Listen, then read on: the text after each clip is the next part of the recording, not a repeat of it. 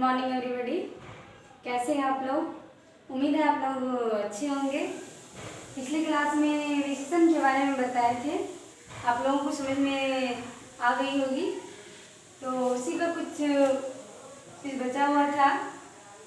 विशेषण का ही जो है संख्यावाचक, जैसे चार विशेषण के चार भेद बताए थे गुणवाचक विशेषण, संख्यावाचक विशेषण, परिमाणवाचक विशेषण और सर्वनामिक विशेषण।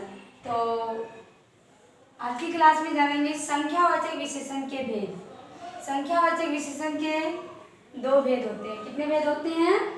दो भेद होते हैं, एक निश्चित और दूसरा अनिश्चित। निश्चित संख्यावाचक विशेषण किसे कहते हैं? निश्चित संख्यावाचक विशेषण वैसा विशेषण है जिसमें किसी निश्चित संख्या संज्ञा या सर्वनाम, निश्चित संज्ञा या सर्वनाम का बोध होता है, उसी को क्या कहते हैं? निश्चित संख्यावाचक विशेषण। इसमें कोई निश्चित संख्या लिखा होगा, 1 2 3 4 5 6, इस तरह से निश्चित संख्या लिखा होगा, तो इसी को क्या कहेंगे? निश्चित संख्यावाचक विशेषण। तो हम एग्जाम्पल देके समझेंगे। उसने 4 दर्जन कलमे बेचा। उसने कितने दर्जन कलमे बेचा? 4 दर्जन कलमे बेचा। उसने पहले क्या किया? उसने बेचा, क्या बेचा? कलमे बेचा। कितना दर्जन? 4 दर्जन बेचा। तो 4 दर्जन यहाँ क्या हो गया? संख्यावाचक विशेषण।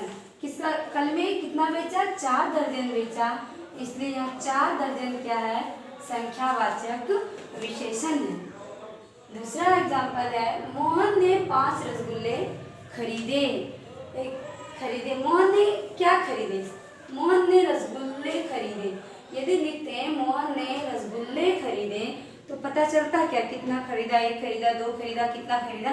यदि यहाँ लिख दें मोहन ने 2 केजी रसगुल्ले खरीदे, 5 केजी खरीदे, तो पता चलता है कि कितना खरीदा। तो मोहन ने क्या किया? रसगुल्ला खरीदा। कितना खरीदा? 5 रसगुल्ला खरीदा। तो यहाँ पे 5 क्या है? एक संख्या है। ये संख्या होने के कारण ये क्या है? निश्चित है। संख्या भी है और क्या है? निश्चित संख्या है, इसीलिए ये निश्चित संख्यावाचक विशेषण है। नेक्स्ट है, उस पेड़ पर 10 बंदर हैं। उस पेड़ पर कितने बंदर हैं? 10 बंदर है। तो पेड़ पर क्या है? पहले पेड़ पे देखे तो बंदर है, लेकिन कितने बंदर है? तो 10 बंदर है। तो यहाँ पे 10 क्या है? संख्यावाचक विशेषण है। और कहाँ पे बंदर है? पेड़ पे। यहाँ बंदर, पेड़ पे जो बंदर है वो 10 है, इसीलिए यहाँ 10 संख्यावाचक विशेषण है। मेरे वर्ग में 20 सुंदर लड़कियां हैं। मेरे वर्ग में 20 सुंदर लड़कियां हैं। मेरे वर्ग में क्या है? पहले लड़कियां हैं, उसमें भी क्या? सुंदर है। कितनी सुंदर है? 20 है। तो यहाँ 20 क्या है? संख्यावाचक विशेषण है। 20 सुंदर क्या है? संख्यावाचक विशेषण है। इस तरह से आप लोग, उम्मीद है कि संख्यावाचक विशेषण, निश्चित संख्यावाचक विशेषण को आप लोग अच्छी तरह से समझ में आ गया होगा। अब आते हैं अनिश्चित। अनिश्चित संख्यावाचक विशेषण क्या होता है? अनिश्चित, जैसे कि शब्द से ही पता चलता है, जिसकी कोई निश्चित नहीं है, जिसकी कोई निश्चित ही नहीं है, तो वो क्या है? अनिश्चित। तो हम लिखे हैं इसका परिभाषा, जैसे जिससे संज्ञा या सर्वनाम के अनिश्चित संख्या का बोध हो, यानी उसमें कोई संख्या ना दिया रहेगा, 1 2 3 4 ये सारी चीज नहीं दिया रहेगा। जैसे मेले में बहुत भीड़ है, यहाँ पे बहुत क्या है? बहुत क्या है? कोई संख्या नहीं दिया हुआ है। भागलपुर में अनेक छात्र हैं। भागलपुर में अनेक छात्र हैं। भागलपुर में क्या है? छात्र है, लेकिन कितना है? अनेक है। तो यहाँ पे अनेक क्या है? अनिश्चित संख्यावाचक विशेषण है। इस शहर के कुछ छात्र ही ईमानदारी पूर्वक अध्ययन करते हैं। इस शहर के, यदि यहाँ लिखते 2 4 6 8 10 20 100, तो ये हो जाता निश्चित, लेकिन कुछ छात्र है, इसीलिए यहाँ पे कुछ क्या है? अनिश्चित संख्यावाचक विशेषण है। मैदान में कई गायें हैं। मैदान में कितनी गायें हैं इस चीज का पता तो हम लोग को नहीं चल रहा। यदि पता चलता तो निश्चित, पता नहीं चल रहा है तो अनिश्चित। तो कई यहाँ पे क्या है, अनिश्चित संख्यावाचक विशेषण है। अब आते हैं परिमाणवाचक विशेषण पे।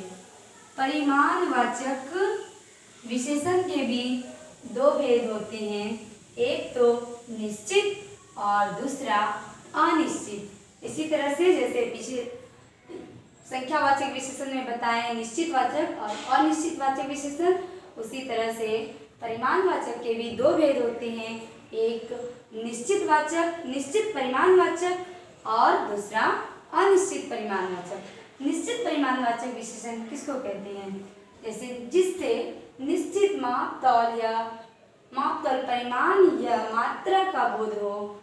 इसमें कहता है मापतौल परिमाण या मात्रा का जो बोध होता है निश्चित, उसी को हम क्या कहते हैं, निश्चित परिमाणवाचक विशेषण कहते हैं। जैसे उसने 5 किलो अमरूद लाया। उसने क्या लाया, उसने अमरूद लाया। कितना लाया, 5 किलो। तो 5 किलो यहाँ क्या है, निश्चित परिमाणवाचक विशेषण है। इससे मात्रा का पता चल रहा है, कितना किलो लाया, 5 किलो लाया। तो 5 किलो यहाँ पे निश्चित परिमाणवाचक है। नेक्स्ट है, मैंने 2 क्विंटल गेहूं खरीदा। कितना गेहूं खरीदा, 2 क्विंटल। तो यहाँ किसने, मैंने कितना क्विंटल गेहूं खरीदा, मैंने खरीदा क्या, गेहूं खरीदा। कितना क्विंटल, 2 क्विंटल। यहाँ क्या है, निश्चित परिमाणवाचक विशेषण है। उम्मीद है आप लोगों को समझ में आती होगी। तो चलिए अब आते हैं अनिश्चित परिमाणवाचक विशेषण पे। अनिश्चित परिमाणवाचक विशेषण किसे कहते हैं, अनिश्चित यानी जिसकी कोई निश्चित ही नहीं है, जिसकी सीमा नहीं है, जिससे अनिश्चित मापतौल परिमाण या मात्रा का पता चल, मात्रा का बोध होता है। जैसे नदी में बहुत पानी है, नदी में कितनी पानी है ये पता नहीं है। बाल्टी में कुछ दूध है, बाल्टी में यदि 5 लीटर दूध है तो ये निश्चित, यदि बाल्टी में कुछ दूध है तो ये क्या है, अनिश्चित। मेरे पास कुछ पैसा है, मेरे पास कुछ पैसा है। यहाँ मेरे पास क्या है, पैसा है। यदि मेरे पास 2 रुपया है तो यहाँ 2 रुपया क्या होता है, निश्चित। यहाँ पे कुछ है तो ये कुछ क्या है, अनिश्चित। बोरा में थोड़ा सा चावल है।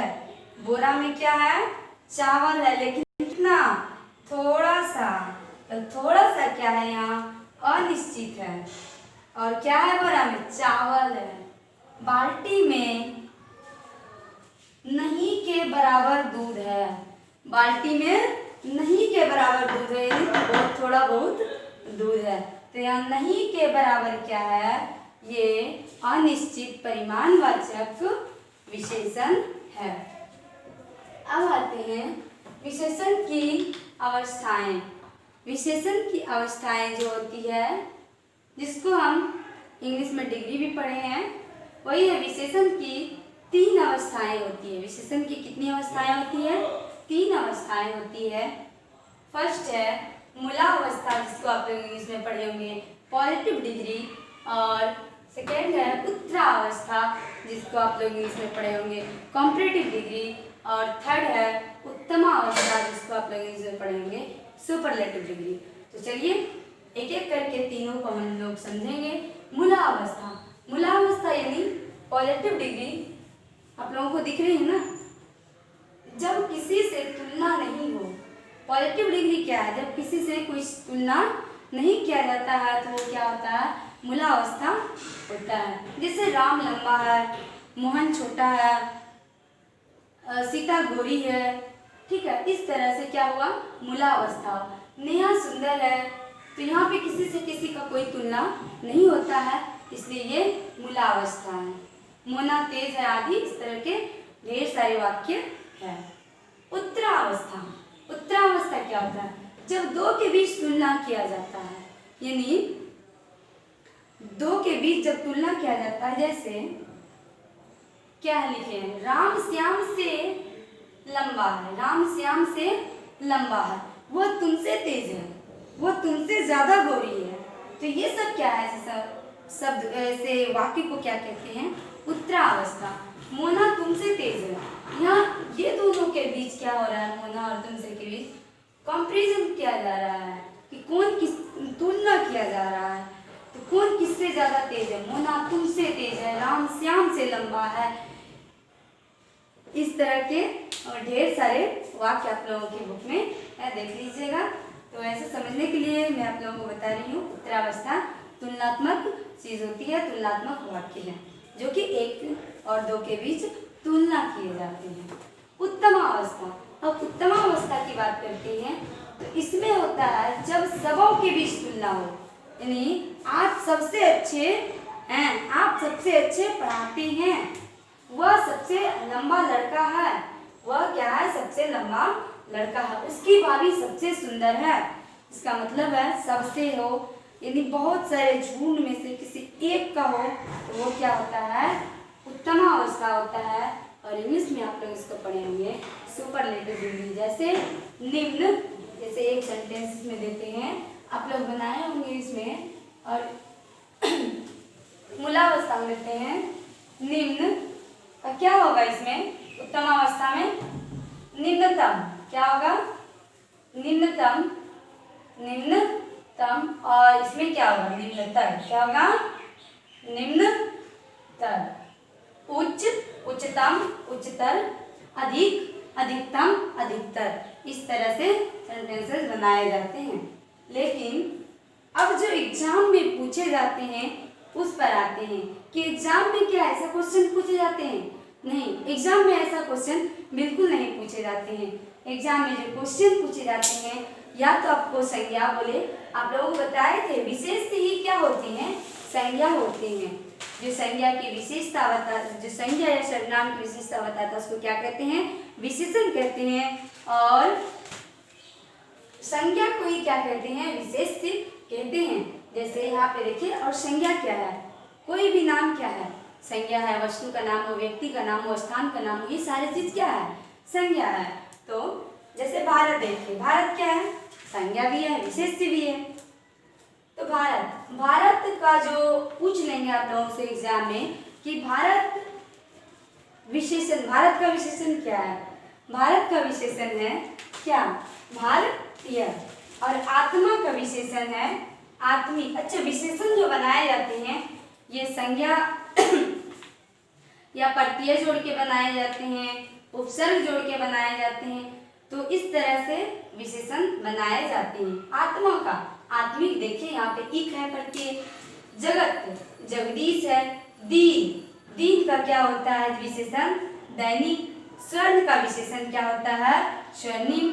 लोक का विशेषण क्या है, लौकिक है। इसी तरह से क्वेश्चन पूछेंगे, लोक का विशेषण क्या है, मास। ग्राम का विशेषण, ग्राम का विशेषण है ग्रामीण, क्या है, ग्रामीण। उम्मीद है आप लोग अच्छी तरह से समझते होंगे।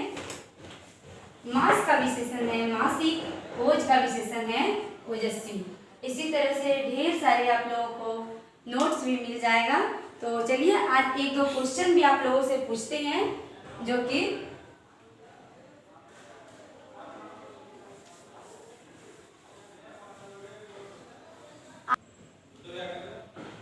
चलिए आज जो है इतना बता दिए। अब एक दो क्वेश्चन देते हैं आप लोगों को, जिसको कि कमेंट में लिख के इसका आंसर दीजिएगा।